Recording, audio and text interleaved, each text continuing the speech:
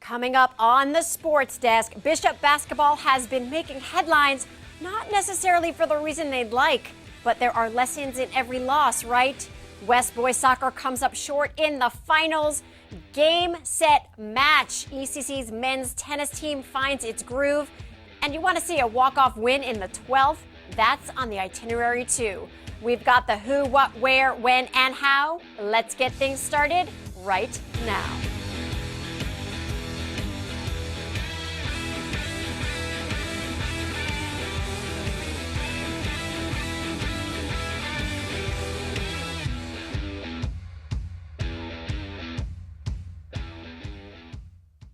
Hey guys, welcome to the Sports Desk, your one source for all things Torrance sports. I am your host, Lesley Robins. For the next half hour or so, sit back and kick back as we give you a gateway to the brightest sports stars and hottest sports spots in Torrance.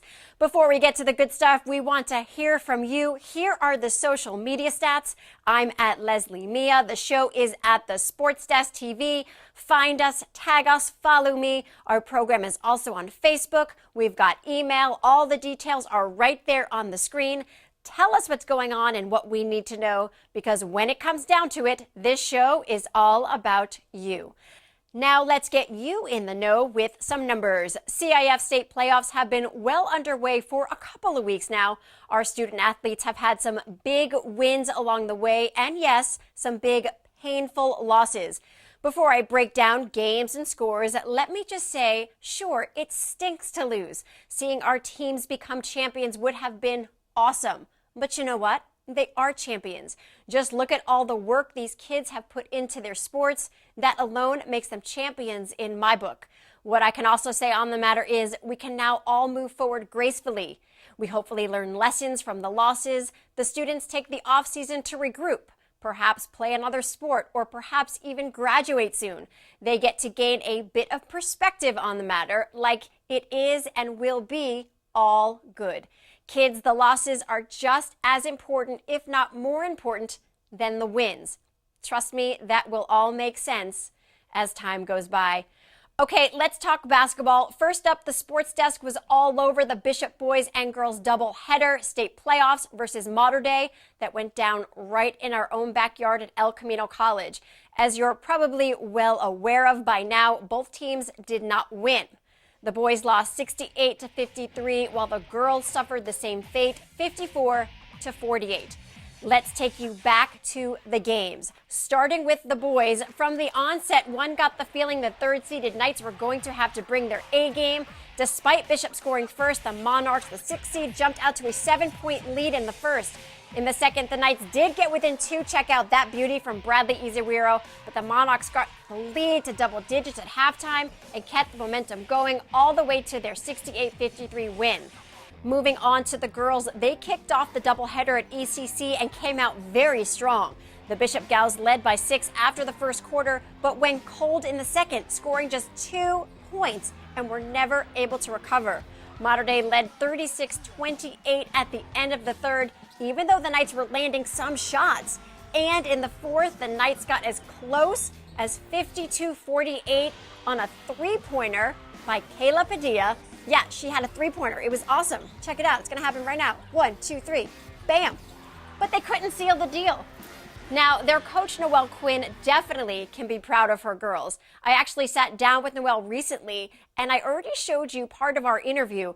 Well, later in the show, I've got more. Like how the day after our interview, it was officially announced that after 12 years in the WNBA, Noelle is going from a player to being an assistant coach with the Seattle Storm, the very team she won the championship with last year.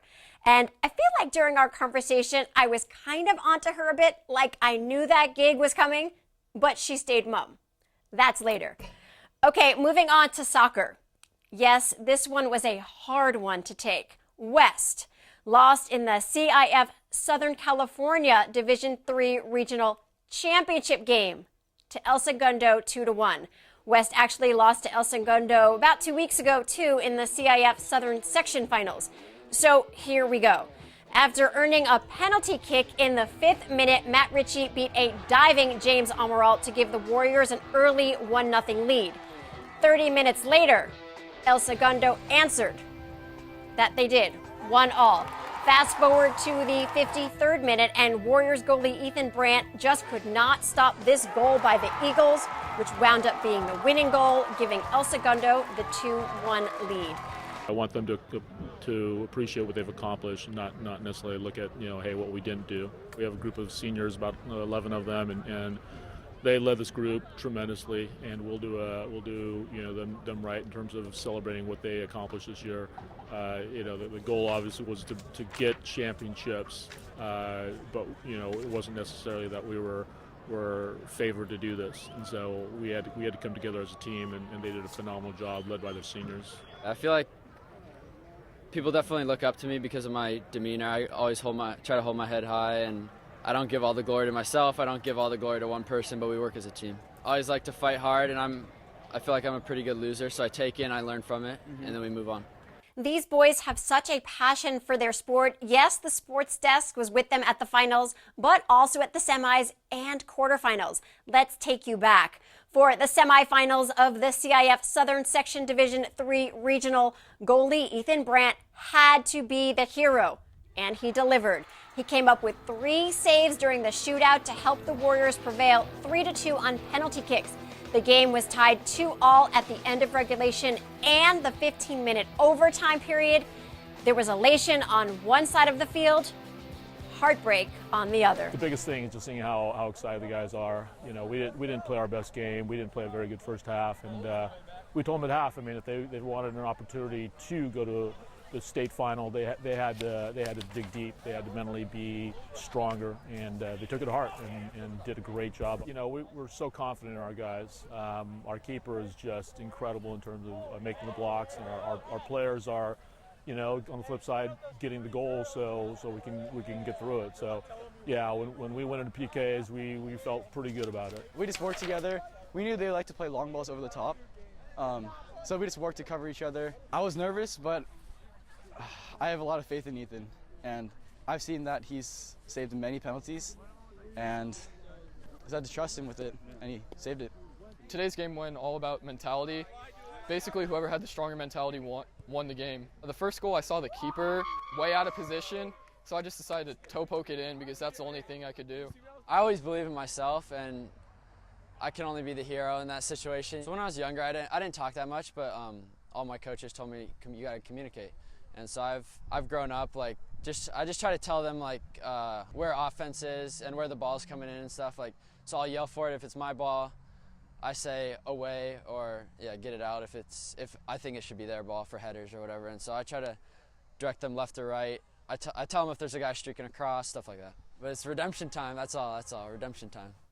As for the quarterfinals, the match may have been scoreless at first, but leave it to PKs, and the West took that win over West Hills in OT 3-1. I always try to put them away early, but if it comes down to PKs, then I know I'll be there. I just love our team as a family. I give it to the guys that made the shots, and they also give it to me for blocking the shots. In the last few games, we've had some penalties, and I've always saved 1, but I never really thought I could save 3, but I read them good and got to the right place. I don't like to give away my secrets, but I'll just say I look at their eyes, and I can tell from that most of the time. We had a tough loss last game, and we really wanted to come back. We want to win. We want to get the rings. But going into the penalties, I had full confidence that we were going to win. Ethan is a monster in goal, and I have full confidence in our shooters to make it. Just was calm, put it in the back of the net. Once the intensity picked up, once the fans got behind us, it got more competitive, and we took it from there. We told them, enjoy these games. There's not very many teams that are left getting this opportunity, and they're doing a great job of just battling, playing well, being there for their teammate, and getting the win. Our defense has been phenomenal, here at the end of the season, and they continue to do well. Ethan has done phenomenal for us, blocking 3 or 4 PKs is unheard of. I told these guys, this group is so good in terms of working with each other and being there for each other, and the egos are checked off to the side when we come onto the field, and it shows. They battle for each other. So they've worked hard to get to this point, and I believe they've earned it too. Okay, coming up on the sports desk, we tackle tennis at ECC. And later, did I sort of kind of know that Noelle Quinn was destined to be a professional basketball coach? You be the judge. Stay tuned. Palm trees, coastline, craft brews. Yep, this is Southern California. But this is Torrance. Have you ever driven to a whole other city just for a bowl of ramen? Because if you haven't, that's about to change. Have you ever been to a beach that feels so much like your own private beach that you're like, where has this been all my life? Welcome, my friends, to Torrance Beach. So private, you hadn't even heard of it.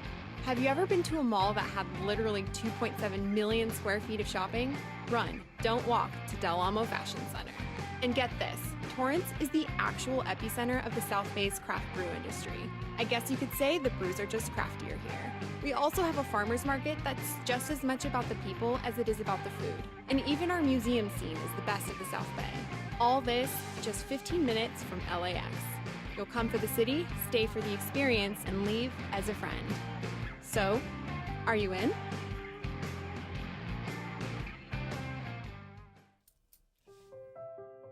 So we were walking to school. At the corner, we waited for the traffic light. I started thinking about lunch. Mom pat me turkey and cheese. She's I really smart, want cheese pizza, but like at Luigi's. sometimes her mind They have wanders. this video game there, and Kate's got the high score.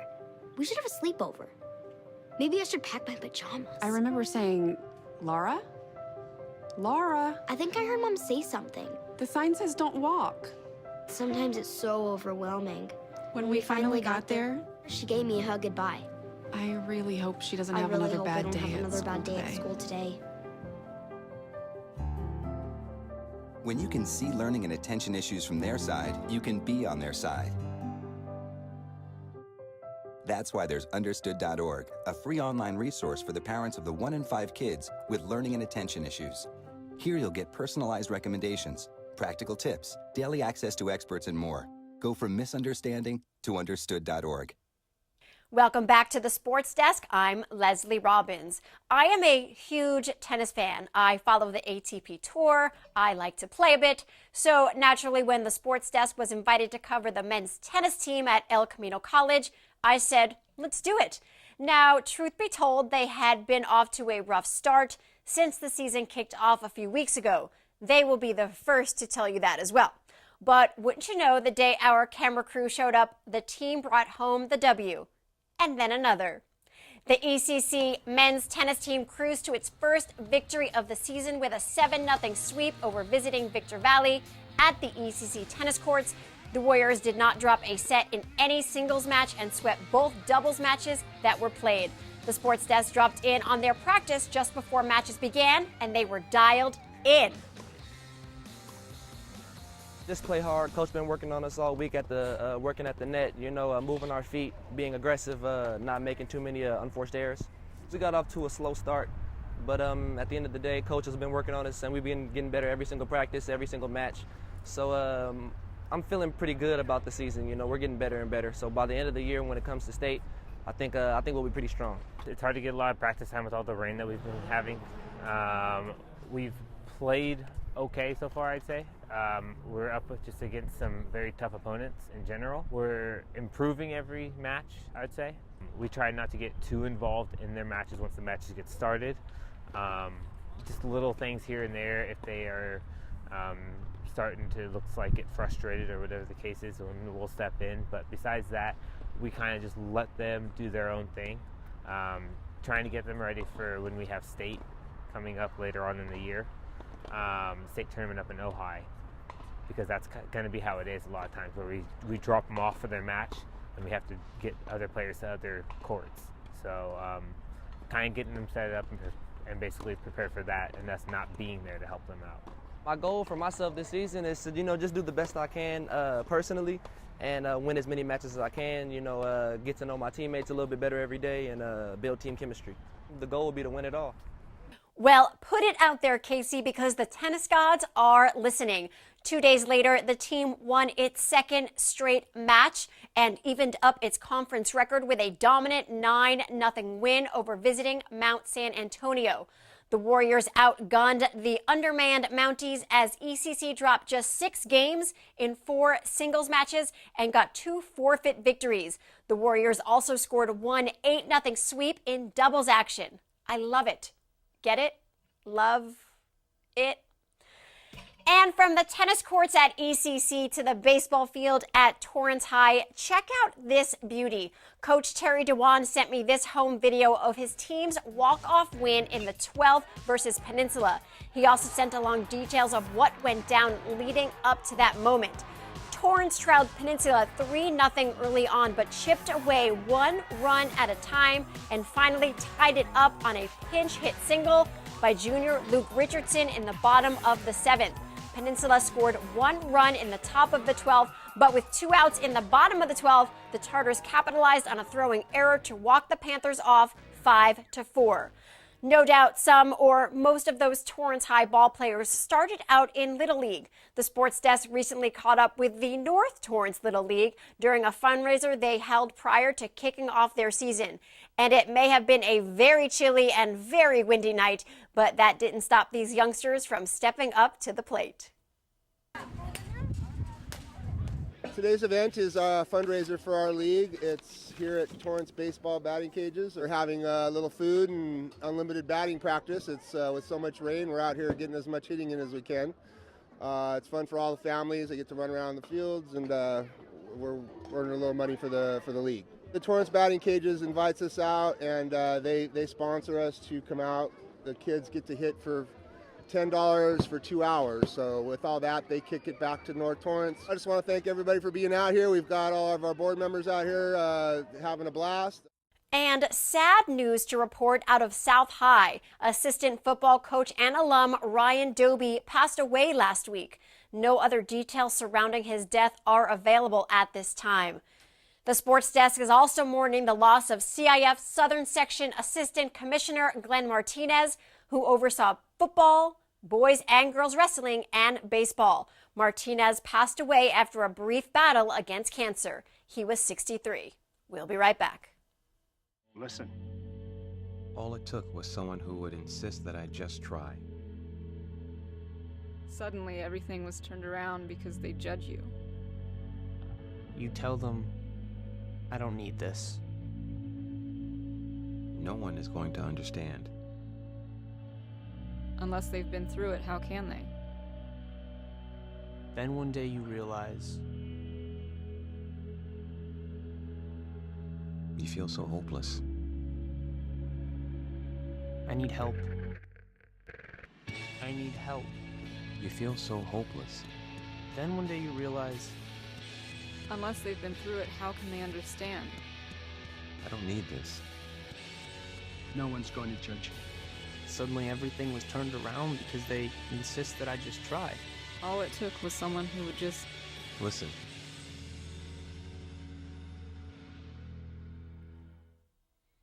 Hey there, welcome back to the Sports Desk. Lesley Robins here. The day after I sat down with Bishop Montgomery's girls basketball head coach and WNBA champ Noelle Quinn, it was announced that she is now going to be an assistant coach for the Seattle Storm, the very team she won the championship with last year as a player. It's all very exciting, although during our conversation, I couldn't help but think that may in fact be the path she would be taking. But did she budge on the big news? No. Take a look. Since you have both titles, player, coach, how do you turn off the coach hat when you're playing? How do you just shut up and not coach your teammates? I think it goes hand in hand with me in my game. It's interesting because a lot of my coaches are like, I see the coaching in you. I think my game, I'm a coach naturally on the floor, and so I'm able to be a coach on the sideline just because it comes natural in that aspect. On the floor, I'm not a real talkative person. You hear me talk, but with my teammates, like if I'm saying something, everyone's like, listen, because she doesn't talk much, so what she's saying is important, and let's take heed to this. And so I'm not overly bearing on the floor talking as a player, but getting my teammates in positions for us to be successful. What other successes, you use that word, Yeah. would be on the horizon for you? What do you see? Because you knew in the back of your head, okay, my WNBA career is not going to last forever. Right. And the league actually prepares you for that. Right. By doing internships in the off season. Right. But you said, I'm going to try this coaching thing out. Right. So walk me through that, and Yeah. then is this what you see moving forward? Yeah. Women's basketball players, you know, we don't get paid a lot in the summertime. I know, it's another story, another conversation. Yeah, we go overseas, and so I've been playing for 10 plus years, going back and forth. So a few years ago, the WNBA offers this internship program to where you can pick whatever field you are interested in, and you have to work a 40-hour work week and get your hours signed off, and then in turn you get the experience. And so I came back to Bishop wanting to learn more about the athletic directing office, and so in turn, being here, an opportunity to coach came about, and I was like, didn't know if I can do it, but Mrs. Libben, the principal that was here, Mr. Miller, the assistant principal, were like, you can do it. We've seen this in you since you were in high school, which was like, really? And so the faith that they had in me to just take over the program and help the program, I think it really motivated me to be the best that I can be and to learn and to grow in that. So again, as a player in Seattle, ownership has said, Noelle, whenever you're done playing, if you want an opportunity to come and help us coach, we see that in you. And people seeing stuff in me that I don't necessarily see in myself, but just me as a coach, that's what I see in my girls. I think you look at young women and you're like, I see this in you. Let me hone in on your skill. Let me let you feel what I see. You know what I mean? And that's what people are seeing in me with this coaching thing, and we'll see where it takes me. This coaching thing. Yeah, I know. You're so casual about it, but just hearing you speak, it's in you. Thanks. Well, there is more good news for Noe, as her friends call her. The Torrance Chamber of Commerce recently honored the WNBA champ at its annual Black History Celebration, a legacy of excellence at the DoubleTree by Hilton in Torrance. She received their annual Leadership and Community Award. She was one of 7 Southern California honorees that day. Another famous sports figure honored, LA Galaxy hero, U.S. Soccer Hall of Fame inductee, 2-time MLS Cup winner, Olympian, etc., Mr. Kobe Jones. He was graced with the Professional Spirit Award. Congratulations to everyone. And that is going to do it for today's show. Really looking forward to seeing you back next week. In the meantime, be sure to stay in touch on social media, Twitter, Instagram. I'm at Lesley Mia. The show is at the SportsDesk TV. Tag us, find us on Facebook, send us an email, keep in touch, and take us behind your scenes. For everyone here at the Sports Desk, I'm Lesley Robins. Thanks for watching.